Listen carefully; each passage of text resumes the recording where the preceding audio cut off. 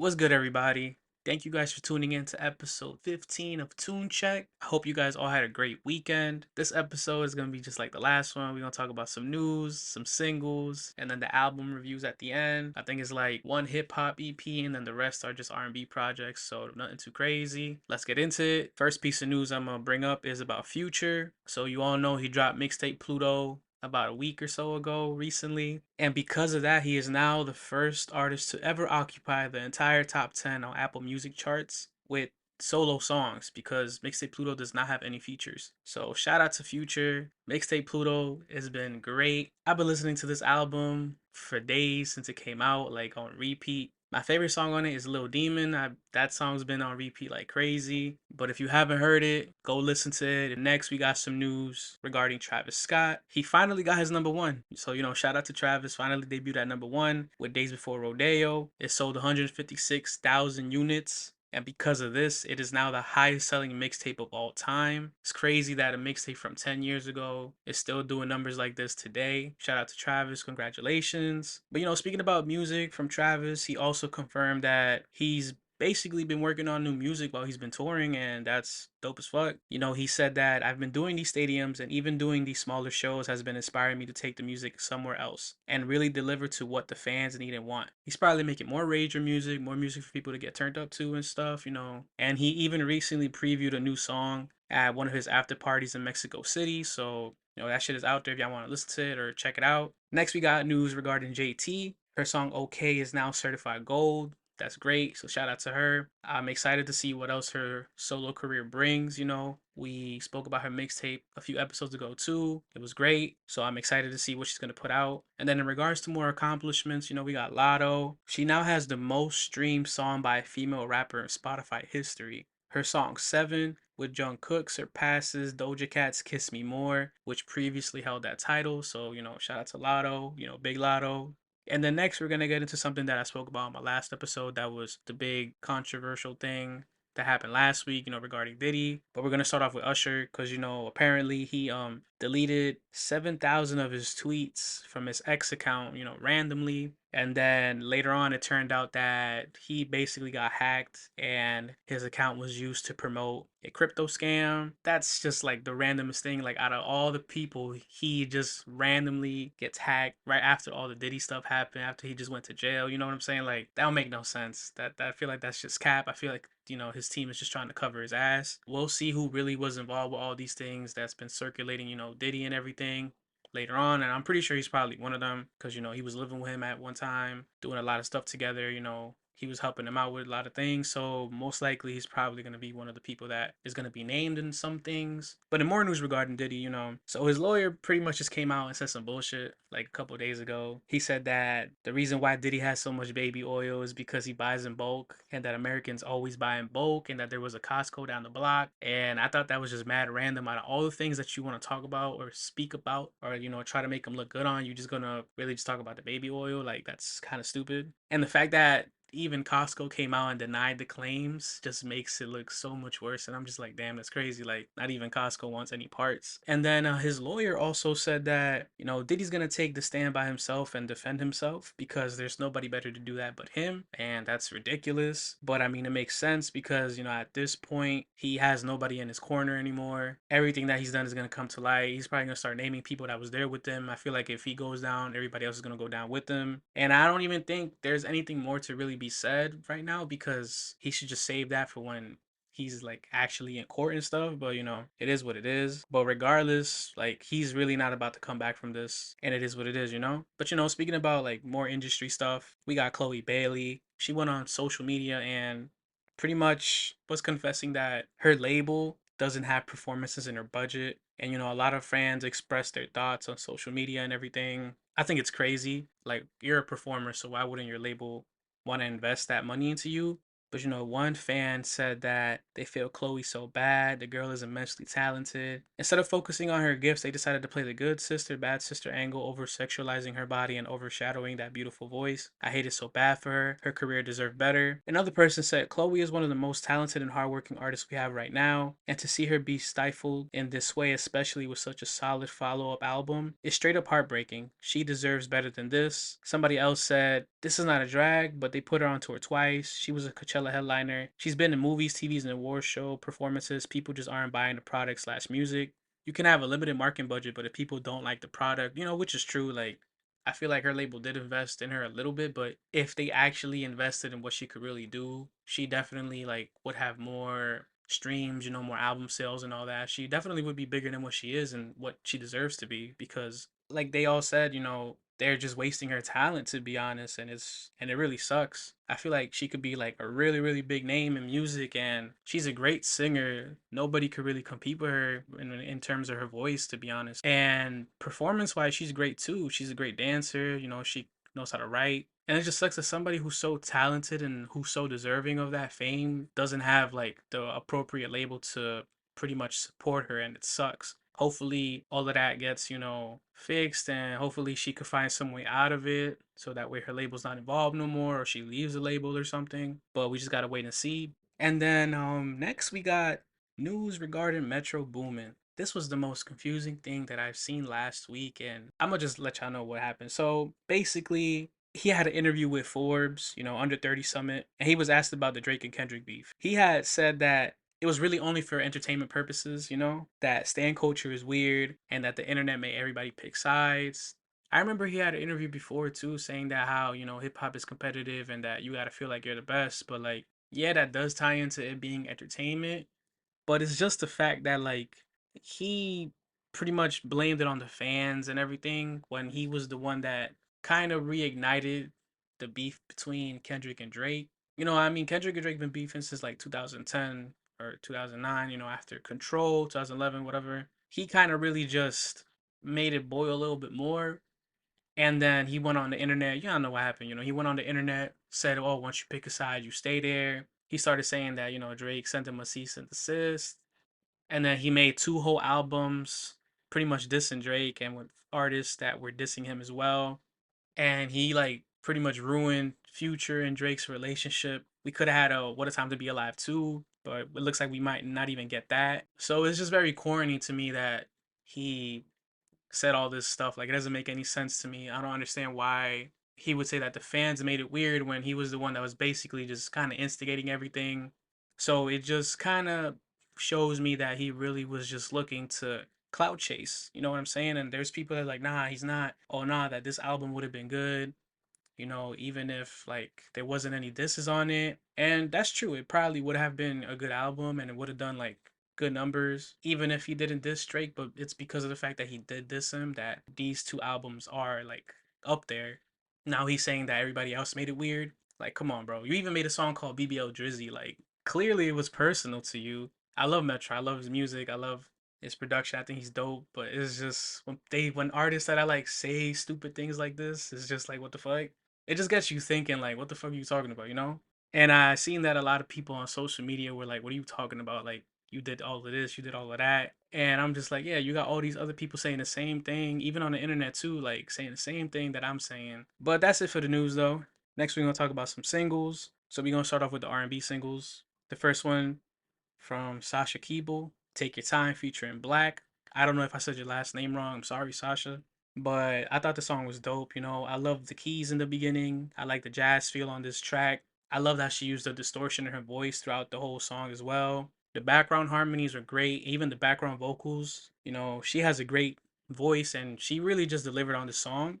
And when it comes to Black, I feel like his feature was very short, but it was still good though. But I like how he didn't like overshadow her on her own track. I don't really think that he was able to do that in general, but they made a great song. So go stream it. I actually really enjoyed it. I added it to my favorites and everything. So go stream it, go listen to it. And then the next R&B single is from The Weeknd and Playboy Cardi. They released a song called Timeless. This is probably going to be on The Weeknd's new album. This is definitely better than his last single that he released for his new album. That shit was trash. Like this song was actually pretty fire. I like the collab that they had with this. I feel like Playboy Cardi probably had the best part. I'm not really the biggest Cardi fan, but he definitely did it better than The Weeknd.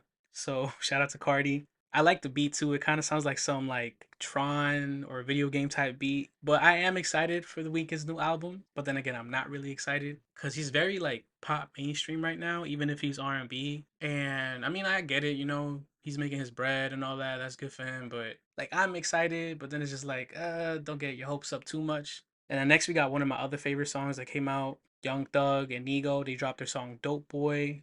I love this song. I love the beat. The loop was fire. Young Thug, he did his thing on it. His delivery was great. I just hate that this song was only a minute and a half. I wish it was longer because this song literally just comes and goes. I don't know if that's what he wanted, but like I was enjoying it, and then when it ended so soon, I'm just like, what the fuck? Like, so I had to have that shit on repeat for a little bit just to like, get like a whole thing out of it. And then next on this list, we got Meek Mill. So his last song, Cybertruck, was fire, and he released, two singles this past weekend. One of them being Who Decides War. The other one is called Robbie's Son. So Robbie's Son, I like the beat. It was fire. He was going off, but honestly, he just kept repeating himself a lot. And it was like a lot of shit that he used to say before that he said before already. Who Decides War, I thought that song was whack. I don't know what the fuck he was doing there.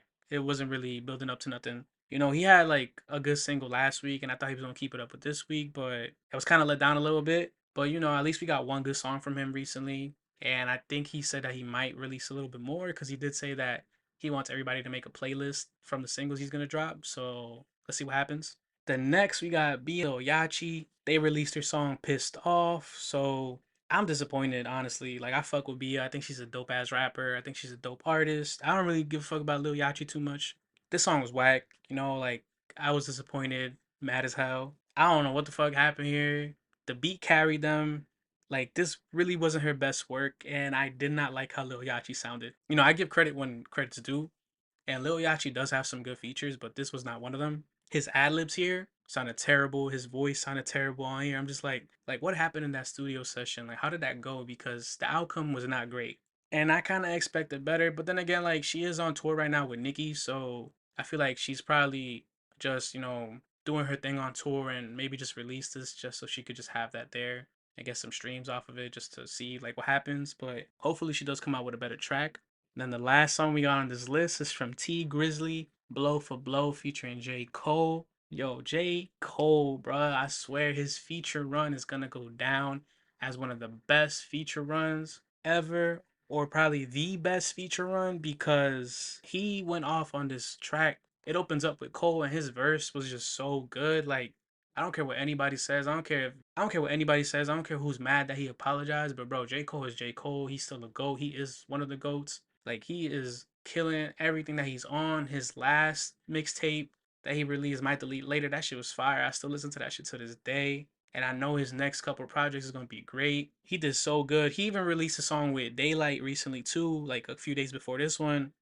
And even that verse itself was just one of the best verses I heard this entire year. Like I don't even know which one I like better. Is like either this one or the one that he released with Daylight. Like feature wise. It's always fire when a rapper raps, when he delivers his bars, and Cole is always gonna do that. He's always gonna deliver whatever the fuck it is. Even if he has one bad verse like that song Grippy or whatever, I don't even care because I know like what he's capable of, and it's okay for him to take like an L once in a while. It's cool because he's been carrying a lot of shit recently. Like every song that he's on, he's always gonna kill. But even T Grizzly went off on this song. Like he is another artist that like I think can actually rap too. Like I like his music. I fuck with his bars, his beats, and everything. I think his artistry is dope. His last album that he released last year was pretty fire too.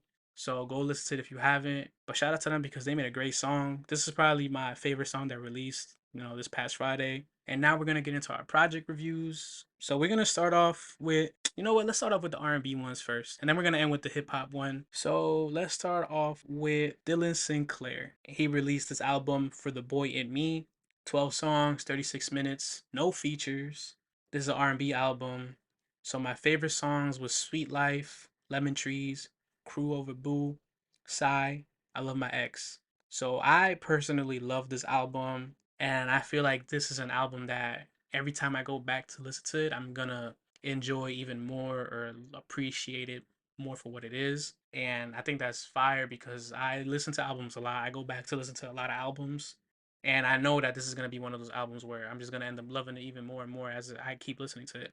There's like a lot of gospel elements here to early 90s and 2000s R&B styles. I thought that was dope. I loved how he blended it. It shows his creative side. I really like how he went about with that. It sounded really great. I love the vulnerability and the emotion on this album. It shows a lot and also shows his confidence as an artist. You know, like a lot of people aren't really used to singing about certain things, but I feel like he sang about a lot of things that he's seen, that he's been through, and that he wants people to relate to. And I think that's dope.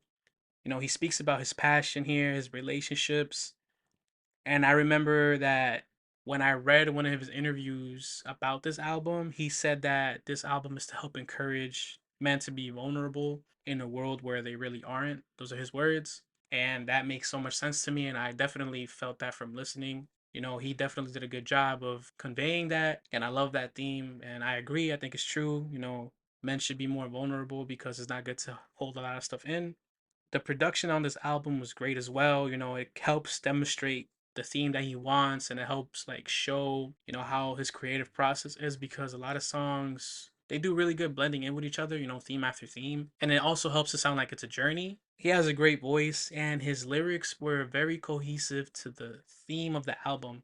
You know, I thought this was a great debut album and I hope more people get to listen to this, you know, so go stream it because this is something you could really enjoy and I'm excited to see, you know, his sophomore album to see what he does with that. I'm excited to listen to it. But shout out to Dylan, he did his thing and I'm excited to see how he grows as an artist, you know? All right, and then the next R&B album that we're going to talk about is from Leon Thomas. He released his album Mutt, his sophomore album. You know, my boy Andre, he out here. Album has 14 songs. It's 48 minutes long. Features are Masego, Wale, Ty Dolla Sign, Axel Foley. The other feature is Baby Rose and then Freddie Gibbs.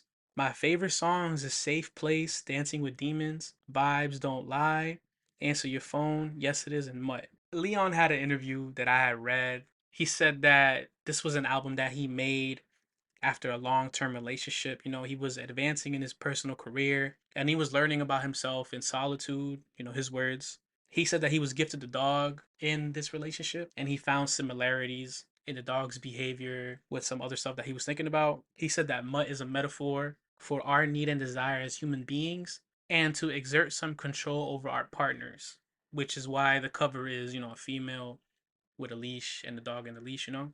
And that's pretty interesting to me. I never really, you know, thought about something like that. I think that's really dope. That's like very creative how he, you know, came up with everything.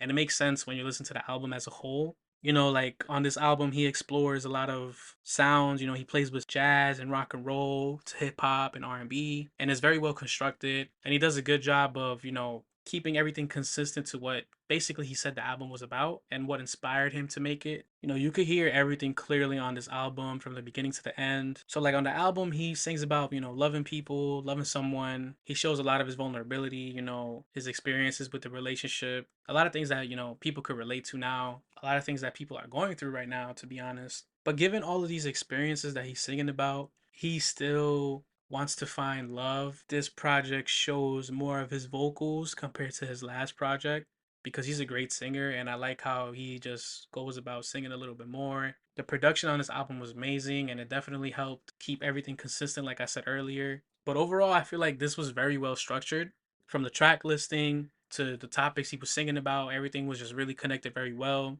And I really appreciated that detail because not a lot of people could make, you know, consistent albums with like a really good theme and keep everything so composed. But shout out to, you know, Leon. He did his thing. I know he's on tour right now, or he's gonna go on tour right now. So, you know, catch him on tour if y'all want to go see him. Go stream up this album. This is actually very, very good. Very, very inspiring. And then the last R&B project we're gonna talk about is R&B EP. Honestly, this was my favorite EP to come out this weekend in regards to R&B. So the artist's name is Jive. He released his War and Peace EP. 9 songs, 27 minutes long.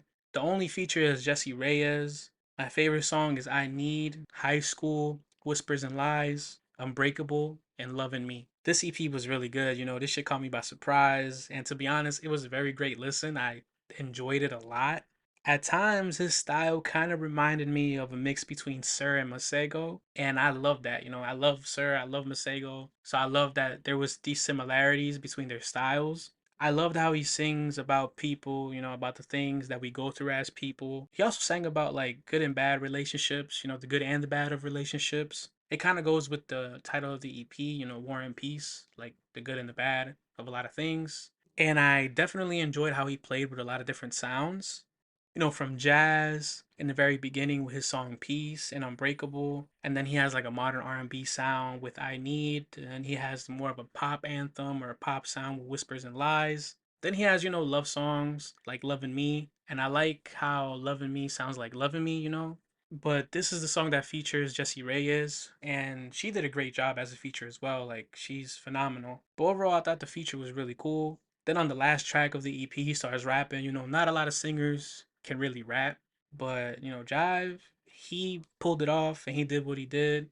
You know, he's one of them ones. So shout out to him for actually being able to do both of them and make it sound good. But I loved how consistent this was all to the theme, and his voice is great. You know, he really delivered a good body of work considering that this is just an EP. You know, to me, it sounded like an actual album. Like, this was really, really good. And hopefully, he drops like an album after this because I would love to listen to it.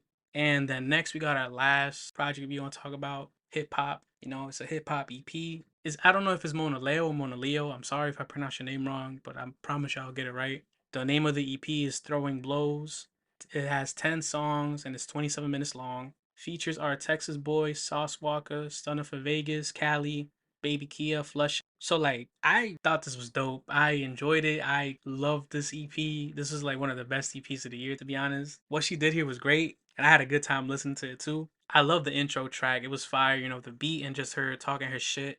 It was a great opening to the whole EP. Then the next track, I love the title, you know, Don Julio, like the drink, but it's literally just Don Who and then Leo. Like I said, this project was fire. I enjoyed listening to it more than what I expected, to be honest. She was delivering her bars. She went off on her verses, and the energy that she just like kept throughout the entire thing was just unmatched, to be honest. Like, I loved it. You know, she has like a very aggressive tone and she sounds like she's mad as fuck all the time, and I think that's dope. It definitely like went well. And I could tell that she had like a lot of fun on this EP too. You know, for example, on her song Eat Her, you know, that shit was funny as hell. And Sauce Walker did his thing too. They actually sound really good together. You know, Sauce Walker's always gonna deliver. I feel like his last album, well, his recent album was really good too. Then there's also another song called Wham Bam, where she had fun too. She samples Britney Spears' Toxic, and honestly did a really good job with the sample too. Like, considering Baby Kia's feature was probably like the worst thing about this EP, it still was a good song. So, you know, I like how she plays with a lot of other musical styles here. On the song Queen and Slime, you know, I like the reference to Queen and Slim, but on this song it features Stunner for Vegas, and this song had like rock elements to it. And overall, I thought their collab was really good. I thought it was done well. You know, they both delivered, they both did their thing on it. And I feel like that was probably my favorite song throughout the entire EP. But overall, you know, like, this was really good. And I'm definitely excited to see what she comes out with next. But, you know, shout out to her for doing her thing. And with that, this episode comes to a close. Thank you guys for listening. Follow me on social media, you know, at TuneCheck. Like, comment, subscribe. I'm on streaming services, Apple Music, Spotify. I'm on YouTube, you know, Amazon, all that. You know, send this to your family, your friends, your cousins, your aunts, your uncles, your nephews, nieces, if they're old enough. I hope you guys have a great week ahead, and I hope you guys tune in for the next episode. Peace.